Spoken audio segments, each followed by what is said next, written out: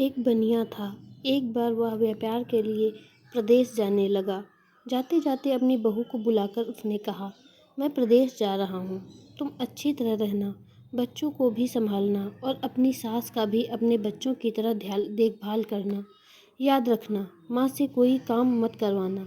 बहू ने बोला, ठीक है, मैं आपकी बात समझ गई, मैं वैसा ही करूँगी जैसा आपने बोला है। आप आराम से जाइए। बहू ने बात ध्यान में रखी। बनिया तो चला गया। बहू ने दूसरे ही दिन माँ जी से कह दिया, माँ जी, आपके बेटे मुझसे कह गए हैं कि माँ को अपने बच्चों की तरह संभालना और उनको कोई काम मत करने देना। अब आप घर का कोई काम मत कीजिए, आप तो इन बच्चों के साथ खेलिए, खाइए और मौज करिए।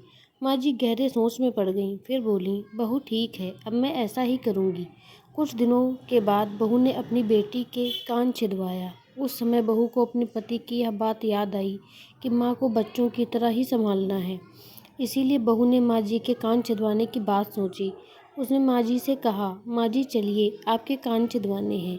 सुनकर माँ जी घबरा उठीं। उन्होंने बहू से कहा, बहू, मुझे अपने कान नहीं छिदवाने हैं। क्या अब अपने इस बुढ़ापे में कौन कान छिदवाऊँ? वह बोली, जी नहीं माँ जी, आपको यह करना ही होगा।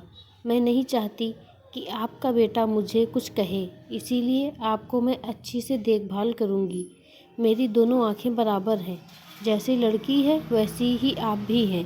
माँ जी मन ही मन समझ गईं और सुनार के पास बैठकर उन्होंने अपने कान छिदवा लिए। सुनार ने कान छेड़े और कान में धागा भी डाला। बहू जिस तरह रोज़ रोज़ लड़की के कान में तेल लगाती थी, उसी तरह माँ जी के कान में भी लगाती रहती।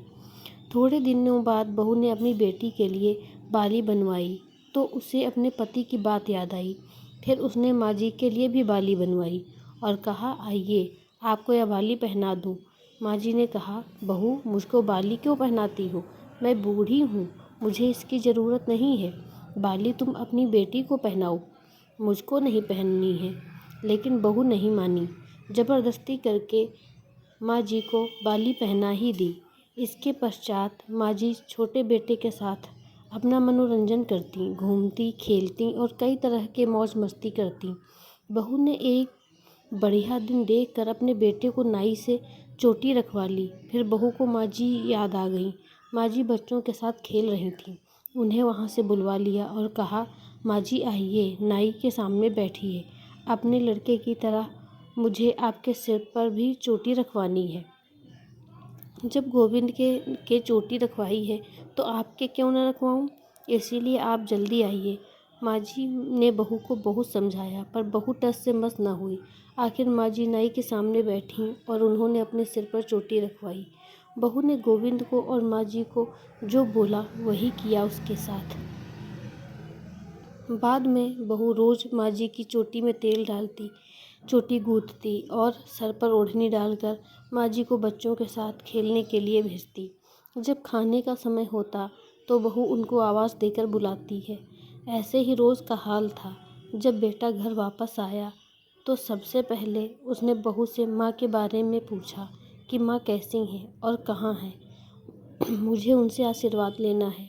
बहू ने बताया, माँ जी तो बच्चों के साथ खेल रही हैं, यही कहीं होंगी, आ जाएंगी। बेटे ने पूछा, क्या कहते हो? माँ गली में खेलने गई हैं। गली में तो बच्चे खेलते हैं, क्या बुद्धि माँ कहीं खेलने जाती हैं? बहू ने कहा, मैं तो माँ को खेलने भेजती हूँ। आपने कहा नहीं था कि माँ को बच्चों की तरह रखना? मैंने तो लड़की की तरह ही माँ के भी कान छिदवाए हैं और कानों में बालियाँ पहनाई हैं।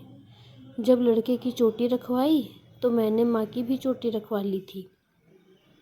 जब मैं सबको खेलने भेजती हूँ तो माँ को भी क्यों न भेजूँ?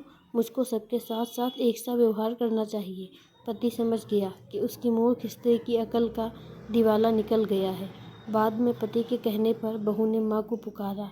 माँ जी गली में से खेलती खेलती आईं और अपने बेटे को देखकर उसकी आंखों में आंसू छलछला आए। माँ की हालत देखकर बेटा भी दुखी हो उठा। बहू की मूर्खता के लिए बेटे ने माँ से माफ़ी मांगी और बहू को बड़ी उल्टी सीधी सुनाई। तो कैसी लगी है फ़नी स्टोरी? अगर आपको ये कहानी अच्छी लगी है तो प्लीज़ लाइक शेयर सब्सक्राइब ज़रूर करें। मिलते हैं अपनी अगली कहानी में, तब तक के लिए धन्यवाद।